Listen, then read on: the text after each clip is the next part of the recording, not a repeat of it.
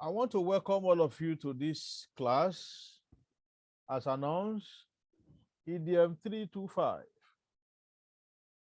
Program Organization and Timetabling. In our last class, you will recall that we mentioned some principles of out-of-class programs. We mentioned some principles of out-of-class program. And we mentioned principles like student interest, security, consciousness, safety measure, availability of facilities, expertise of the teacher, age and maturity level of the learners, extant law, and timing. All these were mentioned when we consider the principles of out-of-class program. And we mentioned that these principles must be. Oh, somebody is complaining about the audio. Can you hear me now? Not really, sir. Not really. I don't know what is happening to the laptop. When I use the laptop, it's always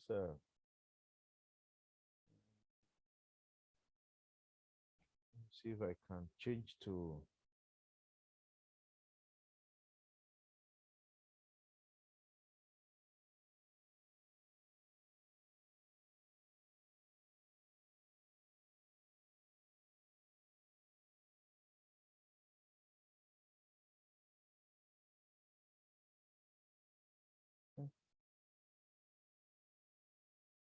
I'm coming.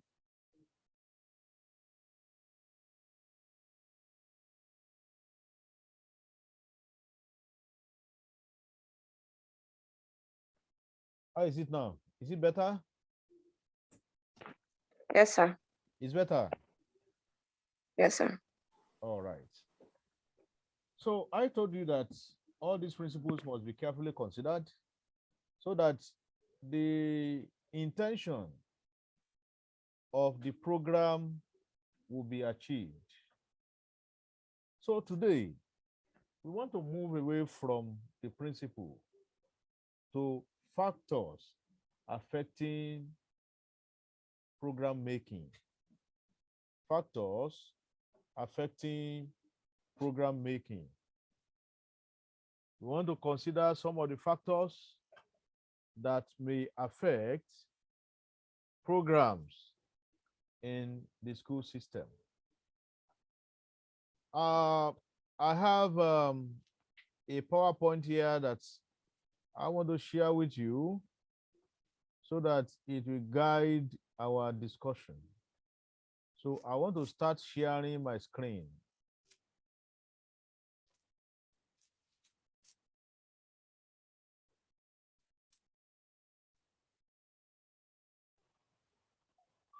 Yeah.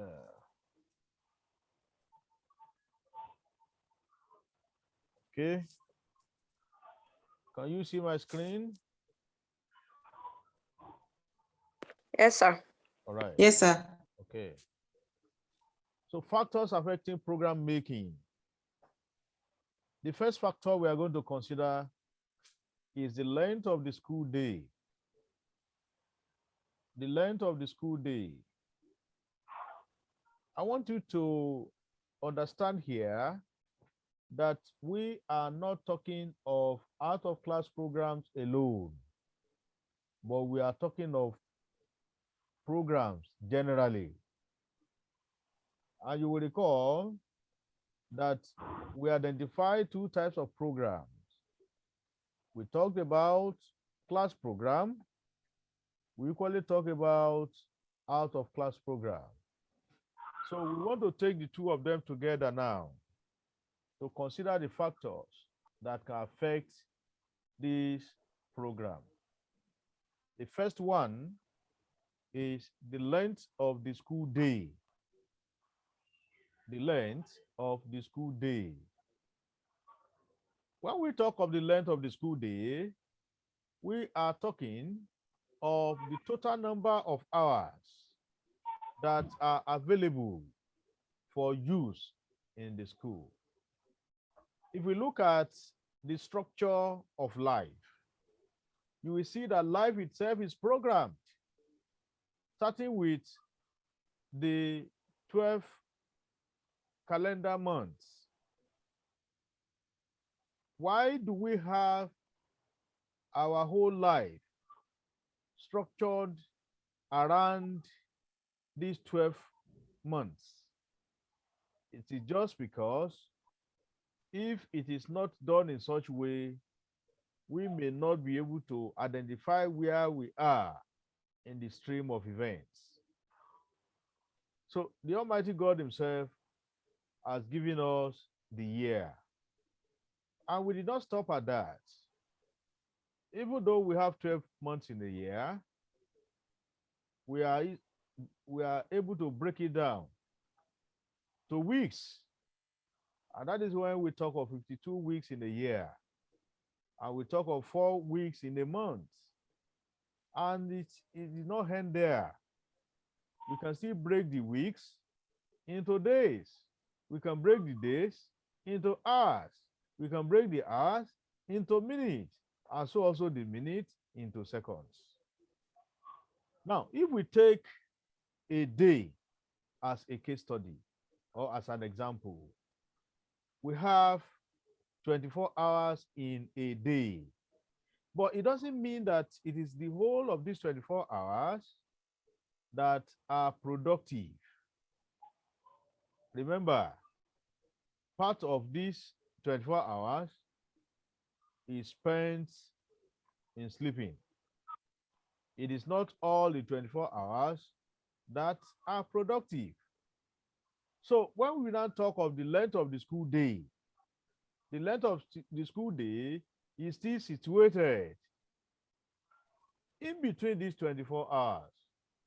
For example, in Nigeria, school opens by 8 o'clock.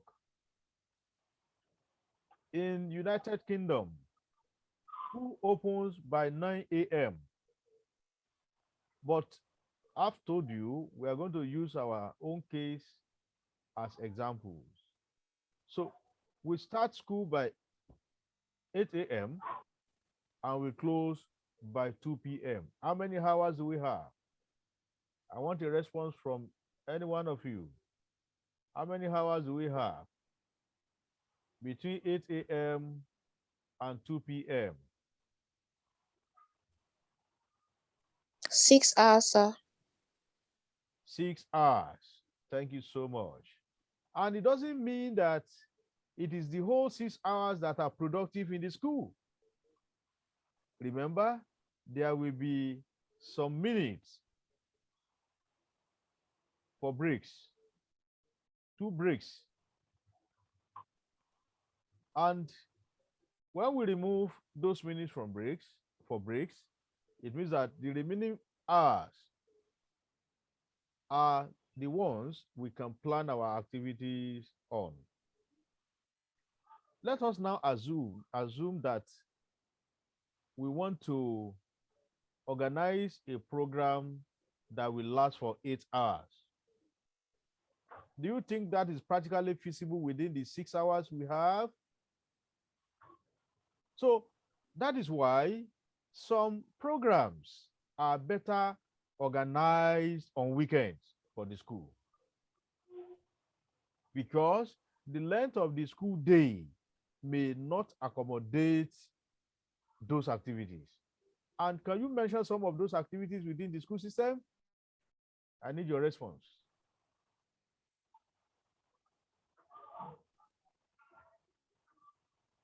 Yes, I need your response. Some of the school activities that extend beyond the normal school hours. End of the year party, sir.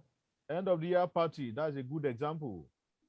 Inter-house sports. Another beautiful example. Parents to teachers association meeting. Another fine example. Thank you so much. You are brilliant and you are too much. I'm happy with you.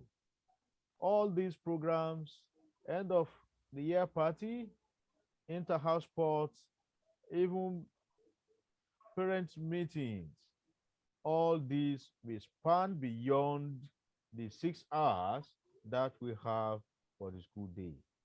So what we are now saying is that as an administrator, as the head of school that want to plan any of this program, you first of all consider the available time you have.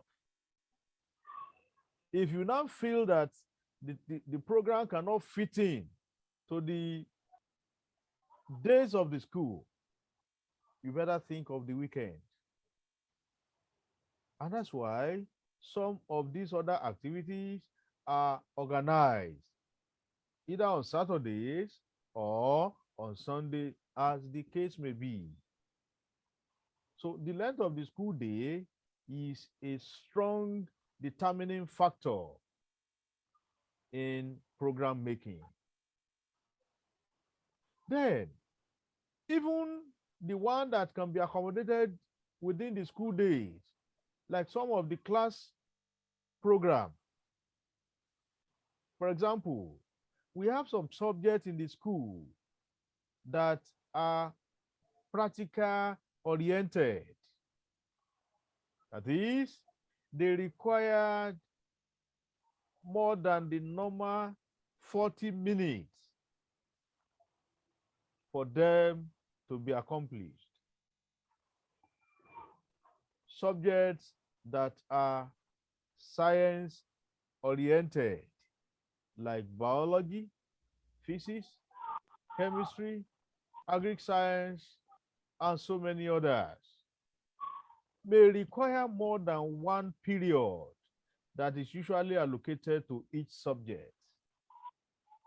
So in planning your program, in planning the timetable, which we are going to discuss after this first part, you must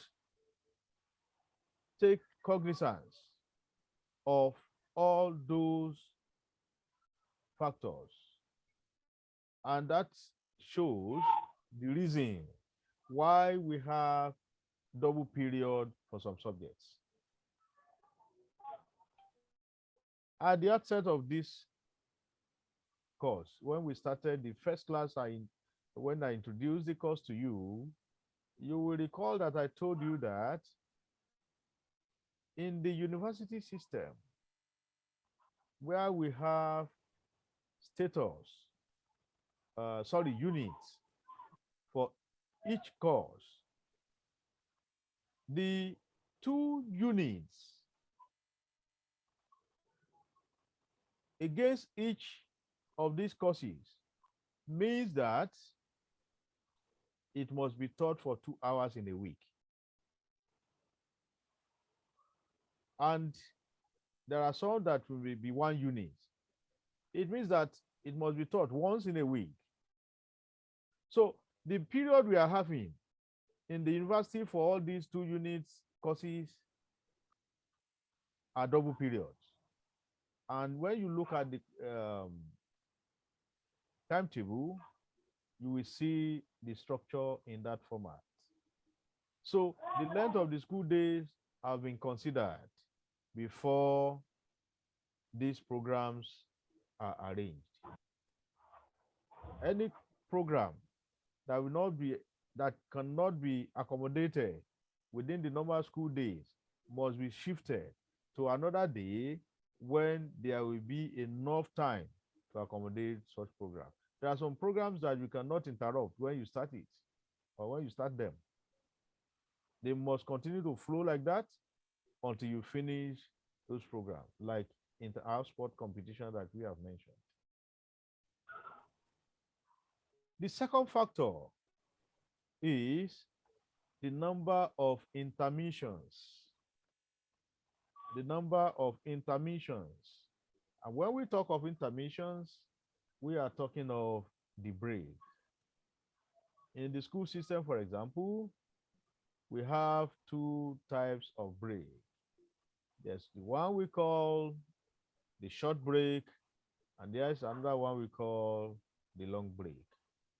You must consider these breaks before you plan your program. And these intermissions are determined by either the school policy or the teacher's perception of the desirable school life and environmental factor. Some schools have it as a matter of policy to take some events at some particular time. There are some activities that are meant for first term. Some are meant to take place during the second term, while some are meant to take place during the third term. Let's look at graduation ceremony, for instance. Will it be normal for a school to organize a graduation ceremony for the graduating students during the second term when students have not even written any external examination and they don't even know their fates? That will be awkward and it will not augur well if such program is organized in the second term. So you consider the peculiarities before you organize a program. Then look at the subjects in the school system. Some are practical in nature.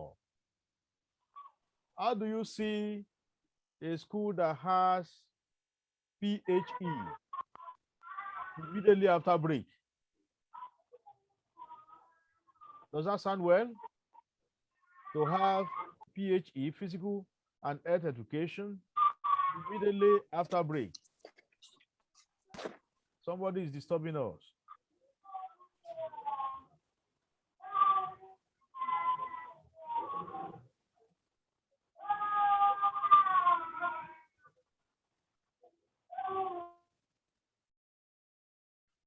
Of course, when students go for break, especially the long break, we expect them to eat. And how do you think they will feel if immediately they come back from break, they will have to go out for physical exercise? One, it will be injurious to their health. Two, they will not be active. So you consider the break time before you put that subject. Or you put the PHE as the first subject for the day. And you know again that when students go for this practical exercise, they will sweat. When they sweat, they will not be comfortable again to sit in the class. Because one, some sweat may smell, generate bad odor. And if that is not taken into consideration, it may make students not to learn again because they will not be comfortable physically. So all this must be considered before a program is organized. The third one is time allotments. You consider the time that is allocated to each of these programs. Most importantly, this is determined by the attention span of the learners. It depends on the categories of learner that you are designing the program for. For example, when you look at the nursery pupils, their attention span is usually very, very low. So that is why the time per period is also reduced to 20 minutes and 25 minutes at most. Then when you get to the primaries 1 to 3, the time may increase to 30 minutes because it is believed and expected that attention span should grow with age. So when you consider the age, that should inform you of the time to allocate to the program. Then from junior secondary 1 to SS3, you will see that it is 40 minutes because at that level, they are becoming more matured and the attention span is also increasing. Then when you get to the university, it becomes 2 hours. Can you see the reasonableness in that allotment? That is what we are saying. So you must be reasonable in your time allocation. If you are not reasonable, the program will not benefit the learners. You will just organize the program for the fun of it, but nobody will benefit from there. Then there is this factor we call the law of diminishing return. The attention span that is increasing with age can also decrease with age. This shows that when someone is becoming old, his attention span also will continue to diminish. You must also consider this, especially for adult education, because adult education is part of the program we have in the education system. So if someone wants to prepare timetable for adult learners, you must also realize that the attention span may not be as high as that of the youths. So you bring it down, you reduce it. The next one is the climatic condition. What do we mean by climatic condition? This is the weather of the school environment. You know that in Nigeria, for example, we have 2 types of season. We have the dry season and we have the wet season. There are some programs that we can organize during the dry season. Such program may not fit in to the wet season. Then there are some that we can organize during the wet season that may not fit in to the dry season. So climatic condition can greatly influence organization of programs. For example, when we have an inter-house sport competition, you know that it is not all the games that will be indoor games or indoor sports. Some are outdoor. If you organize this kind of program during the rainy season, you cannot hold the rain.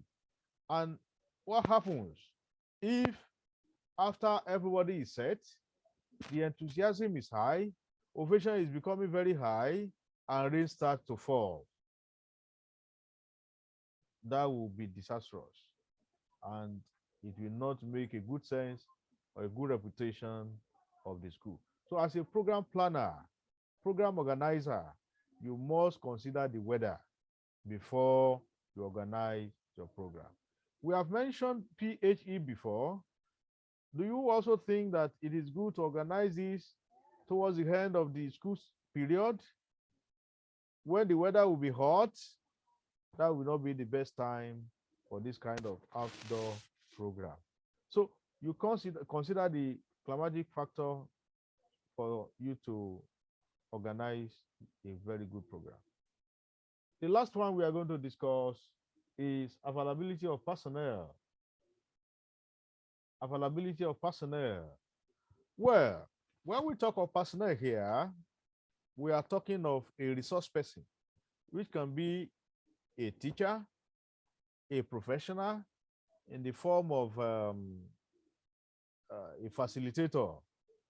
In some situations, there may be the need to bring a resource person to the school to address the students. There are some topics that are better handled by resource persons, by professionals. In the developed country, let us take United Kingdom as a case study. Sometimes the schools do bring in all these footballers to the schools to talk to these kids. And it is from this pep talk that these kids will also develop interest for sports. So availability of this personnel is very important. Although here it may be difficult for us to bring footballers because those popular ones that people celebrate are not readily available in our locality. But there are so many other professionals that we can bring in. So before you plan your program, especially programs that we involve external person, availability of that person must be considered. In some schools too, because of paucity of funds, scarcity of funds, because of lack of funds, they make use of part-time teachers. If you plan your program and you put a teacher, a part-time teacher on his off day to feature in a program, of course, you know what the result will be. That teacher will not be available and the program will not go well. So you must consider personnel. Then, in some situations, the type of personnel you need may not be available. There's no point planning a program around that personnel that is not available. I've just mentioned that some of these footballers, although they are celebrated, but they are not really available in our localities. And those that are readily available, they are not known, they are not celebrated. So you must make sure that these personnel are available before you plan your program around them. So far, so good. I'll be able to expose you to some of the factors that can affect program making. Now, we want to move further. What are the roles of the principal in a non-classroom activities? Or say it in another way. What are the roles of the school heads in non-classroom activities? I have classified the role into 5. I have identified 5 principal roles that the school head can perform in a non-classroom activities. The first one is what I call supportive roles. Supportive roles. What we mean here is that the head of school or the administrator plays a supportive role in non-classroom program. That is why before any program can be organized, the approval of this head must be sought. After the head has given the approval, then one can proceed for other necessary arrangements. If you see a school where the teachers are not enjoying the supportive role of the head, that school will not grow well. Or an organization where the subordinates are not enjoying the support of the head, the organization will not grow well. So what we are saying is that if you find yourself at the helm of affair, you must give support to all these roles, all these activities that are being organized in the school. Another role is staffing rules. Staffing rule. This one has to do with sourcing out personnel, releasing the personnel if they are members of staff, or being ready to remunerate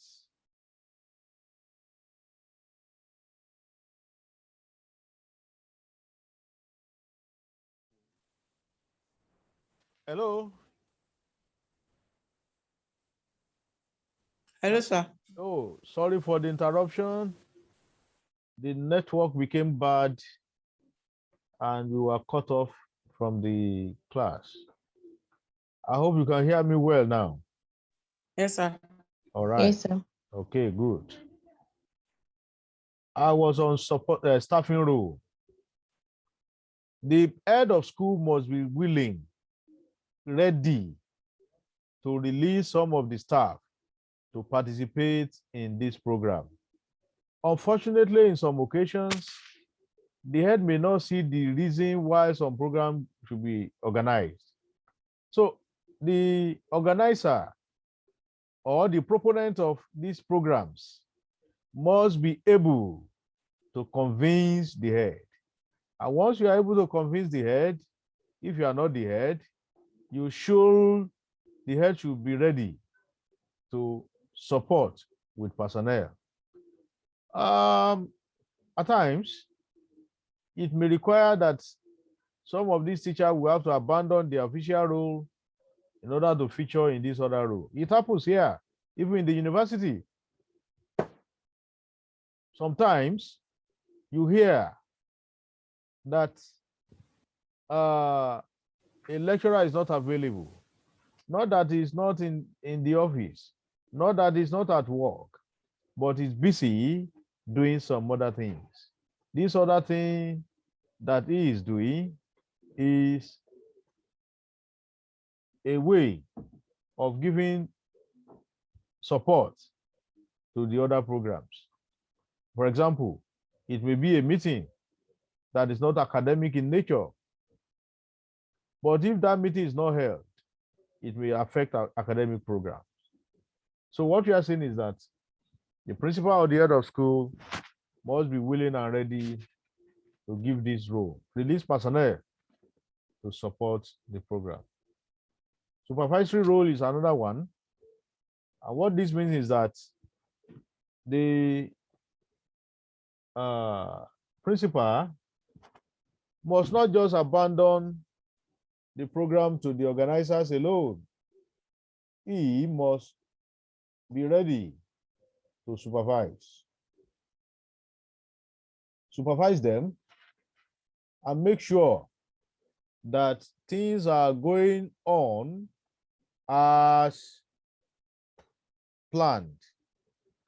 If you abandon them or you allow them to do things the way they like, remember their own experience may not be enough to handle some programs.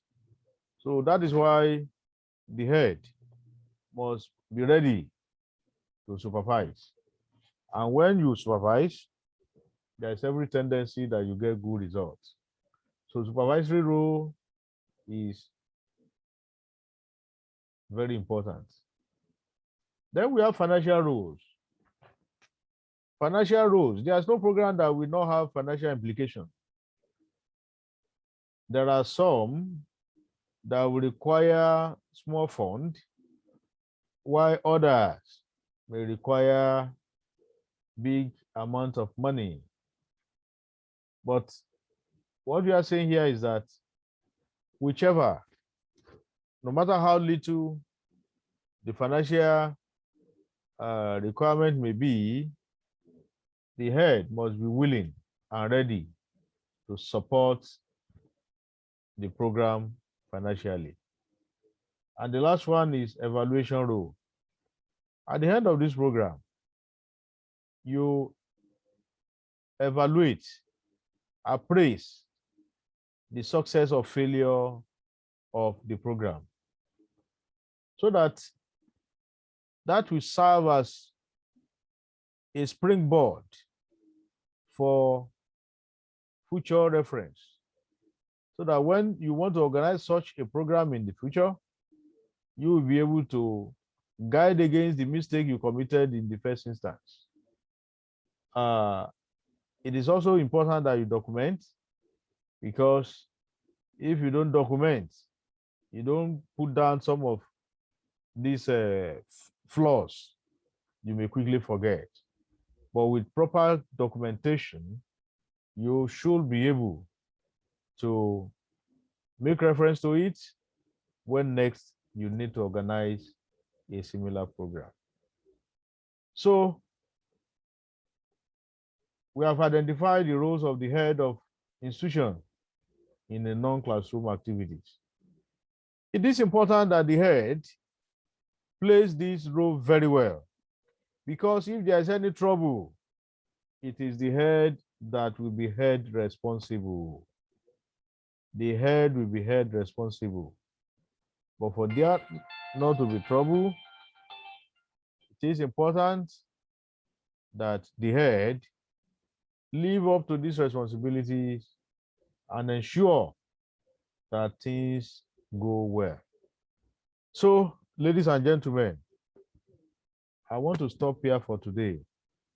If you have any question, you can raise it so that we discuss it.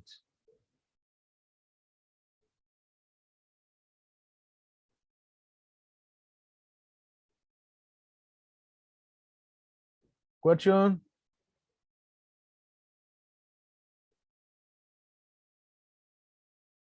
Okay. If there's no question, I want to end the class.